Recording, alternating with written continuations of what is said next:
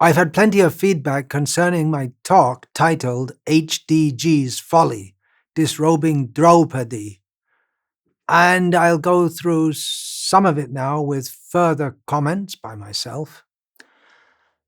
Unsurprisingly, there were those who questioned my whole rationale in publishing such a talk. My answer, in brief, is that if someone publicly preaches things opposite to all we understand from Srila Prabhupada, then we need to discuss these points in public. The overall answer is to be found in another talk of mine called Why I Speak on Polemic Topics. You can find the link pinned to the top of the comments on that other talk. Here's one response I got by email asking me, what is your grand strategy in attacking HDG on this issue? What do you hope to achieve by doing so? In the end, I see an overly pragmatic GBC trying to broker some peace between you and him. This is a best-case scenario. Or extract an apology from you for attacking him publicly, more likely. There are some other less probable scenarios that are not out of the question. But if the real audience is not HDG, but the devotee public, including the GBC, then what overarching goal do you want to reach by a public campaign against his teachings? My response to this: actually, I don't have a grand strategy. I decided to give this talk after two things. One thing was I got quite a detailed email from Brazil, which I will summarize a little later. And shortly after that, a devotee recommended to me a book published earlier this year called Stockholm Syndrome Christianity. Stockholm Syndrome means that when someone or some hostages are captured and they tend to identify with and sympathize with and take the side with their captors, the ones who are against them, the ones who are threatening their lives, they tend to side with them. So this book is called Stockholm Syndrome Christianity, and it's a book written by a Christian for Christians, and it's about how Christians are being compromised from their traditional understanding by accepting opinions and approaches from today's secularized society, especially that coming from academia. This devotee recommended this book to me, presumably because I gave some talks previously on ISKCON's mission drift. And there are many parallels in that Stockholm Syndrome Christianity book, which are pertinent to the Vaishnav world today. I will restate some of the points made in the book using the word Vaishnava instead of Christian. Most Vaishnavas, devotees today, especially in the West, are as if captive in a culture that is hostile to the whole Vedic worldview in which Krishna consciousness exists. Not physically captive, but psychologically captive. We're immersed in that culture since our birth. And even after taking to Krishna consciousness, in many ways, it's easier for us to identify with the whole thought processes, the whole cultural outlook of those who are opposed to and who reject the Vaishnava Vedic worldview and the principles of Vaishnavism. And what happens is that devotees, in many ways, they adopt the viewpoints which they originally rejected, and instead adopt the worldviews of persons who come from a completely opposite background, from the secular, agnostic at best, if not atheistic, academic background. So what's going on in this Stockholm syndrome is that the leaders, or some leaders, influential leaders of Vaishnava society, are as if siding with their anti-Vaishnava cultural captors. They're swept up in these secular ideas and progressive values and rhetoric. And although Shastra teaches in many ways opposite to what the predominant worldview of contemporary academia teaches, those who are supposed to be teaching Shastra, in many cases, they teach against Shastra, or they give the message of Shastra warped to fit into modern culture, trying to make it more palatable for themselves and for what they imagine will be more palatable for Western people in general. So it's pretty disturbing. These things are going on. I've spoken about this, as I said, in that series of talks about ISKCON's mission drift, how flippantly we just throw out everything, or everything we don't like that Srila Prabhupada taught us, just so we can fit in to the world's standards. What's really needed is, just as Srila Prabhupada did, for the leaders of Vaishnava society and the scholars and the preachers and the gurus to resist the temptation of seeking the acceptance of secular scholars and authorities, which that craving for the acceptance of secular, supposed to be authorities, it leads us to compromising our own position. Now, we do want to be accepted or recognized by the leaders of the secular world, but on our principles, not that we should adjust our principles so that they accept us, but if they can accept us on our own terms, that is the kind of acceptance we want. Otherwise, we don't want it. We shouldn't want it. One important point that really struck me in this Stockholm Syndrome Christianity book is that wrong ideas and compromised positions will overtake us if we don't speak against it. When some leaders speak against the principles that they're supposed to be speaking about, it's the duty of others, especially leaders, to point out, hey, this is wrong.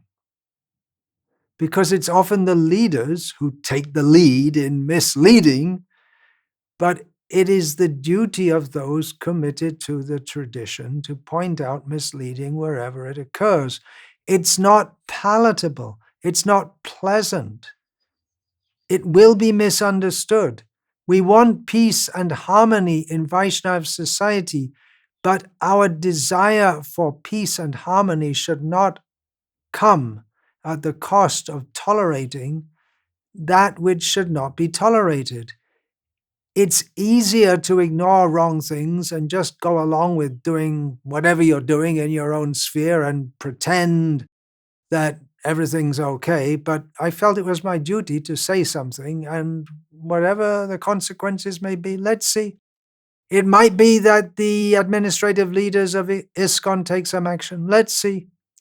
I'm not planning a sustained campaign, just bringing this to the attention of the devotee public so that those who are more thoughtful, and hopefully devotees are thoughtful people, we have very many intelligent and principal devotees. So the hope is that they may apply their intelligence and consider and try to understand these points.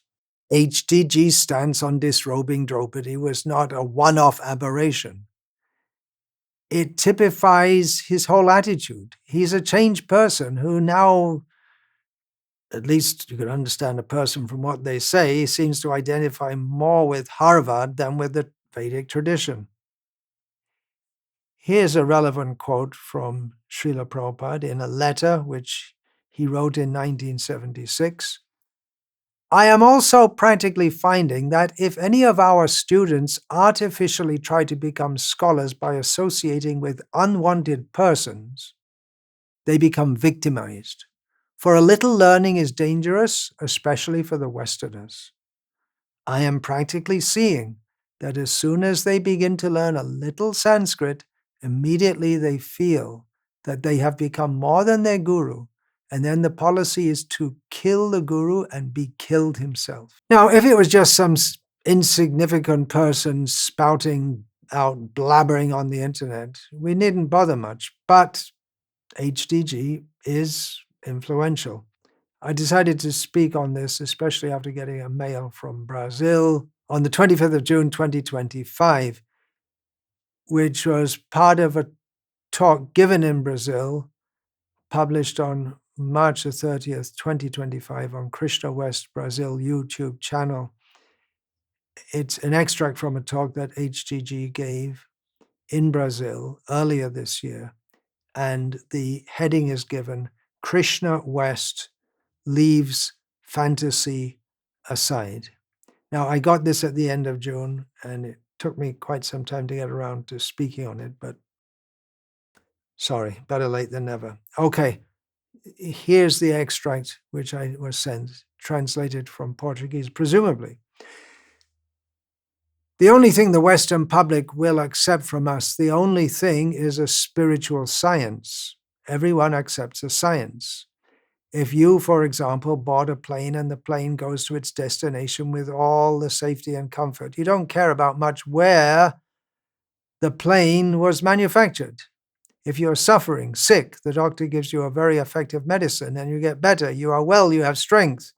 Your child, who asks, but where was this medicine manufactured before taking it? Who cares about that? So the world will accept, Brazil will accept a spiritual science, not superstition and mythology and some so-called imagined Vaishnav story, but a science. Okay, that's acceptable to some extent up to now, but you can imagine it's going to get a little more extreme. I'll continue. To give an example, one of my favorites, this is HDG speaking, because there are so many things that are pure Harry Potter. And for example, I don't know if this magic has reached Brazil, laughter, but in other parts of the world, other brahmanas, when they chant Gayatri, they hide their hands. Have you ever seen that? Because obviously there are evil beings hovering, flying in different sectors of the galaxy. Laughter. He's got a sympathetic audience. And, continuing HDG, when you chant Gayatri, it is not that you directly purify yourself with the holy name of Krishna. No, that would be absurd. What actually happens is that you are producing a magical substance called punya, mercy. And this magical substance enters a subtle storehouse within you, within your body, obviously. And these beings have the power to penetrate your physical body and enter the regions, the subtle storehouse, and steal these little things, laughter. Nothing like that, no scripture, obviously. But fortunately, these beings who can detect that you are chanting Gayatri from afar fly perhaps faster than the speed of light. They can penetrate a right hand, but not the left hand, laughter. Because when it reaches a left hand, ooh, that is dirty. And they also cannot penetrate cotton, laughter. So if you cover your hand, although the penetration is subtle, because they are entering the subtle geography of your body, laughter. And yes, they cannot penetrate cotton, nor silk, nor left hands. It's a science, right? a spiritual science. And we can see many pictures of Prabhupada boldly chanting Gayatri with his hand exposed. So things like that. This is not spiritual science. This is comic magic. Another thing is that you cannot enter the altar with stitched clothes. Why? It's funny because if you, at the entrance to the altar, put on clean socks, that is much cleaner than walking on the altar with feet that are already dirty because you are walking. So, in a thread, someone, for love of God, explained to me scientifically the contamination of thread. In fact, unstitched cloth is made of threads. That is how fabrics are made, right? Billions of threads. But these threads do not contaminate for reasons that you are not qualified to know. So the thousands of threads in your dhoti and sari are pure, but the thread connecting the other thread is obviously Kali Yuga, laughter. I'm amazed. Who needs Harry Potter? So a mood of deep sarcasm here. I'll just read a quote from Srila Prabhupada's Bhagavatam, Canto 8, Chapter 9, texts 14 to 15, purport. A sannyasi or a person about to perform a ritualistic ceremony should not dress himself in clothing sewn with a needle. There is also in Hari Bhakti Vilas about how the hand should be covered when chanting mantras. Bhagavatam, Canto 1, Chapter 2, Text 12, purport, unless devotional service is established on the principles of Shruti, Smriti, Purana, and Pancharatra authorities, the make-sure of devotional service should at once be rejected. So HDG has 2 points here. One point is that these things are not in Shastra. And another point is that it's not scientific. It's absurd. It's laughable. It's Harry Potter-esque. True, we should see through the eye of scripture. The 20th quality of Krishna mentioned in Bhakti Rasamrita Sindhu is that he speaks and sees through the authority of scriptures. This quality is not much appreciated these days, but nowadays, even if you give the quote from scripture, people cannot understand it because you have to understand the culture and the philosophy to understand the context. There is a whole culture of Krishna consciousness in which Krishna consciousness has been traditionally practiced. And that culture is based on the statements of Shastra and the actions and realizations of saintly persons. Tradition, Aitijya, mentioned in Bhagavatam, is also one of the means of understanding pramanas. Now, everyone doing worship in India, not everyone, but previously everyone, and especially in those areas where Brahminical culture is maintained at a better standard in India, everyone knows you don't wear sewn cloth when you're doing worship. Grihastas may wear sewn cloth after the worship is finished, but never during the puja itself. How is it that millions of people all over India from different traditions follow this unless there is some rule? So we might not be able to pull out the exact rule right now, probably in the Grihya Sutras somewhere, but literally millions of Shastras were destroyed by the religion of peace people, along with huge numbers of Brahmanas who knew the Shastras, and many of the Shastras were in the mind of the Brahmanas. They didn't have to look at books. They knew the scriptural injunctions by heart. The very fact that this is a known and practiced tradition throughout India indicates that it is important, and there is some Shastric injunction behind it, even if we can't immediately pull out that Shastric injunction. Granted, there are many rules in Shastra and tradition that are not much followed nowadays, some of which Srila Prabhupada himself did not follow and did not try to force upon his Western disciples.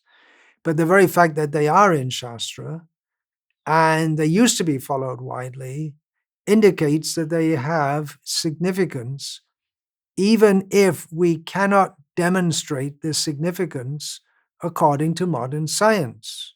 Modern science is not our criterion. Shastra is, as Srila Prabhupada writes in his purport to Adi Leela of Caitanya-caritamrta, chapter 7, text 110.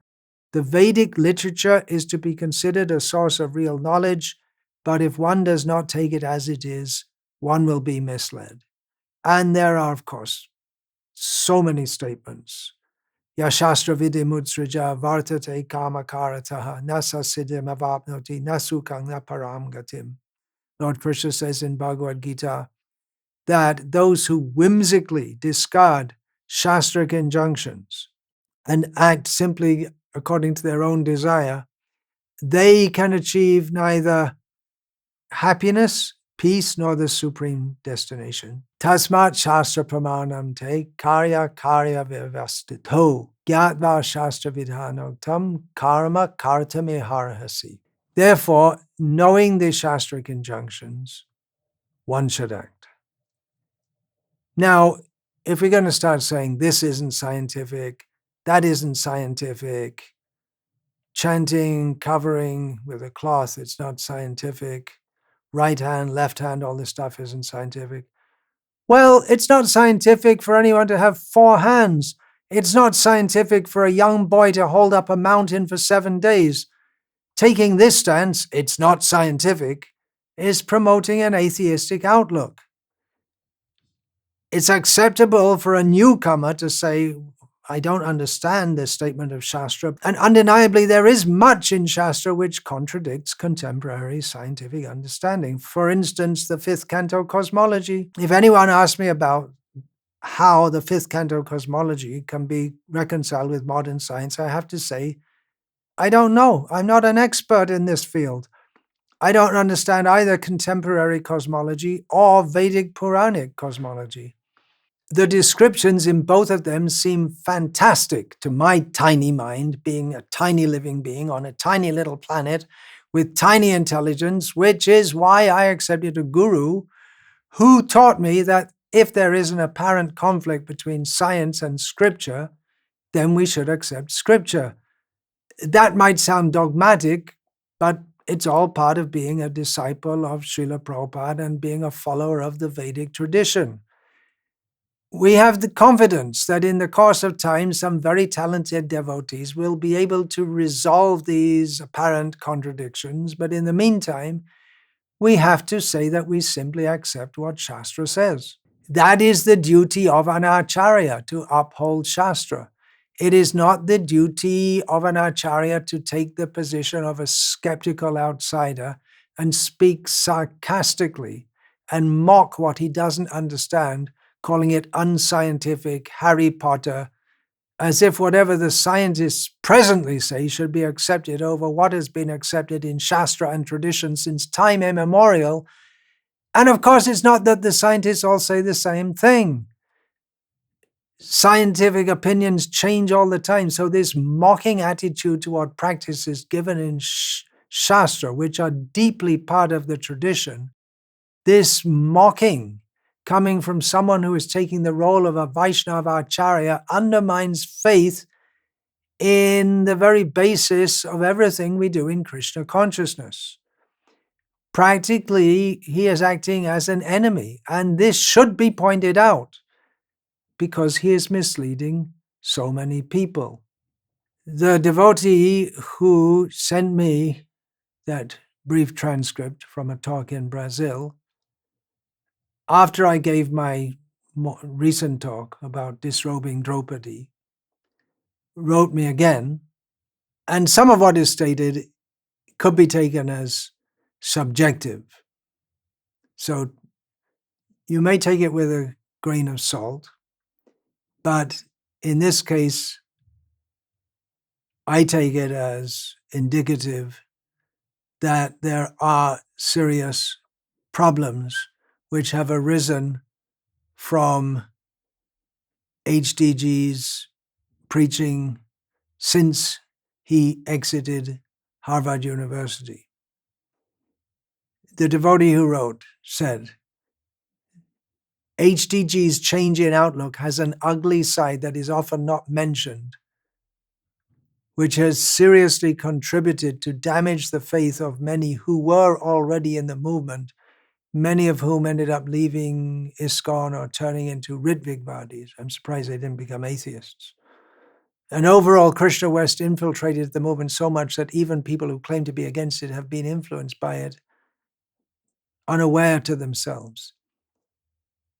When Krishna West took over, it's not simply that devotees stopped wearing certain clothes or eating certain types of food. New Age creeped in the form of so-called bridge preaching with physical yoga, alternative therapies, mundane and bogus psychology. That may not all be the doing of Krishna West and HDG. Okay, continuing this letter. Instead of preaching to the academics, which was supposed to be the reason why he went to Harvard, HDG and some others started to practice academism in devotees and now tend to judge devotees by their mundane degrees and mix all academic crap, I'm reading verbatim, into the preaching. It's a disaster. Another thing that came with this shift is the emphasis on Food for Life program in many places. I have seen that in many places, this practically works on the level of mundane welfare work with the idea to keep ISKCON, quote unquote, relevant in today's society, as if the original purpose of ISKCON has become irrelevant. Once things start to deviate in one way and then all kinds of deviations all come up together. I've personally heard about a devotee being instructed in regards to Food for Life as an encouragement, it seems, to get him to do this service, that when you're feeding the poor people, you should feed them as if you were feeding Krishna himself. Daridra Narayana, formally, officially, they won't agree that they are adhering to this philosophy. But by saying that, we can see the idea has crept in as a way to keep devotees engaged in that activity. Of course, HDG is not solely responsible for all of this. Many senior devotees adhere to this, or at least they don't see it as a big problem. Otherwise, it couldn't have happened. However, in Latin America, it's like a HDG franchise, especially in Brazil, as he continues to give initiation himself and has two disciples also giving initiation in the same territory. It seems the Brazilian BBT also suffered. The overall quality of the publication is probably one of the worst in the planet. I'm saying this is subjective. You can check it out yourself if anyone cares. Any BBT trustees might care about this. The quality of the books is very poor. They're made very small, illustrations removed, text made to fit into less pages, squash it all up, it becomes very difficult to read. Maybe with the aim of making them cheaper. Is it that HDG has lost faith in Srila Prabhupada's books and that's filtered into the BBT, who indirectly are discouraging their distribution? The Bhagavatam wasn't published in Brazil for decades, and a few years ago they published a new edition and it's so expensive.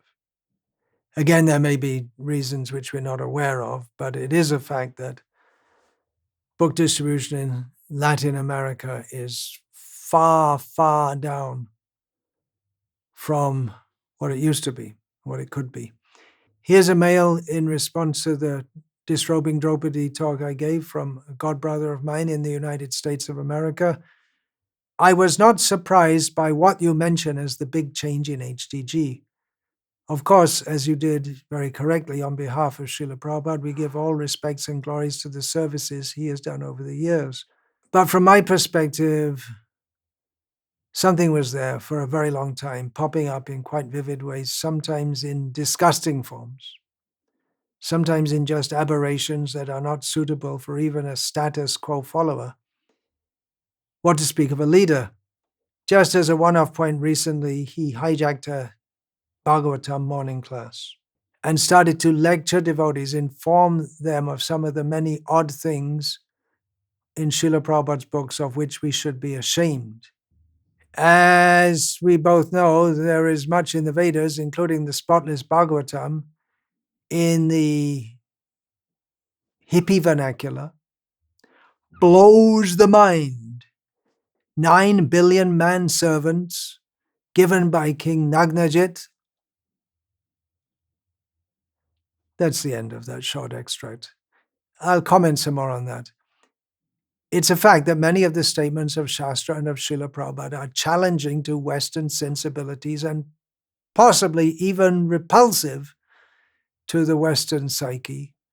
And it is pertinent, let's give credit where it's due, it's pertinent that HDG and his followers raise these topics, which should be of concern to all those concerned to preach Krishna consciousness in today's world.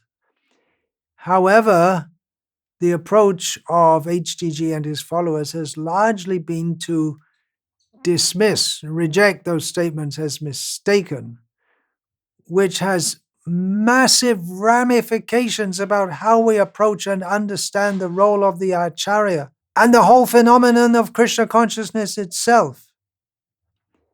There are issues which need to be soberly considered, researched, and addressed by faithful followers of Srila Prabhupada and the Parampara. But the attitude of simply dismissing them, covering their hand while chanting Harry Potter, just dismissing it, as if we know better than the whole tradition, than the Shastra, mocking it. Such an attitude is spiritually suicidal. And when you propagate it to others, it is spiritual murder. HDG's position is something like that of Dvivida, who fought for Ramachandra but later changed very badly due to bad association. It seems unlikely that HDG will change back to what he was, but by the grace of Srila Prabhupada upon his servants, anything is possible. Previously, HDG did so much outstanding service which pleased Srila Prabhupada so much. If HDG could again become his old self, roaring like a lion against mundane scholarship instead of speaking on behalf of it, what a glorious day that would be. If he were again to make Latin America a hotspot of massive distribution of Srila Prabhupada's books, how much that would please Srila Prabhupada and all the Vaishnava community. Definitely Srila Prabhupada was very pleased with him when he was doing that. Is Srila Prabhupada as pleased with him now? Questionable. But certainly he can again please Srila Prabhupada by again getting the fire of Sankirtan, chanting, book distribution going again in Latin America. We should always remember that the perfection of life is to satisfy the bona fide spiritual master. By his mercy, we get the mercy of Krishna. Yasya prasadad bhagavat prasadaha. On the other hand, however intellectual we may be, however supposedly scientific we may be, even if we have a PhD from Harvard, if we dissatisfy the spiritual master, then nagati katopi. We have no hope whatsoever. Having said all that, here's an olive branch, a personal request to HDG. You and I, and many others also, are frustrated at how the Krishna consciousness movement has failed to live up to its potential in the Western world. You tried something, an alternative with Krishna West, but it's not going anywhere fast. As I see it, the time is ripe for making a massive campaign that reincarnation is a fact. reincarnation is a fact, which was generally the first thing that Srila Prabhupada always preached, especially in the Western countries. You are not this body. You are going from body to body to body. Nowadays on YouTube and other media, there is so much anecdotal evidence of reincarnation. And even if we reject some of the anecdotes because they don't fully stand up to scientific scrutiny, still there are many cases which, realistically speaking, scientifically speaking, can only be explained by reincarnation. The scientific establishment and the Western world in general is ignoring this. But we should make a campaign and challenge scientists and Abrahamic religionists. How do you explain this? 5-year-old boy in America can remember vividly his experience being killed in a US bomber by Japanese in the Second World War. He can explain all the details and the nicknames of his crew members and the details of the plane. For instance, there are many, many, many such anecdotes. We challenge them. How do you explain this? It must be reincarnation. We have a very strong position. We can make a huge impact. A campaign, reincarnation is a fact, needs to be intelligently organized and implemented. It is the scientific approach that can really make a huge difference. And you, HDG, Hridayananda Das Goswami, with your intelligence and your Harvard degree, are the right one to lead the charge. What do you think about that? Asatoma sadgamaya, tamasoma jyotirgamaya, mrityo mamritam gamaya, om shantihi, shantihi, shantihi.